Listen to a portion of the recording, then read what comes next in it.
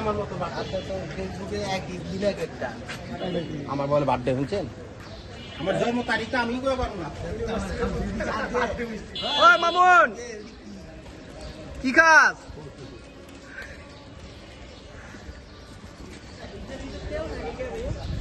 কিছুক্ষণের মধ্যে আমরা বন্ধুরা মিলে Narsingdi Panchdona dream holiday park না সুবর্ণগ্রাম যাচ্ছি। আমরা নারায়ণগঞ্জ সুবর্ণগ্রামে যাচ্ছি, ঠিক আছে। আর সাথে আছে আমাদের বন্ধু ইলিয়াস, বন্ধু সোহেল, আমাদের সকলের প্রিয় মুখ, প্রাণপ্রিয় মামুন।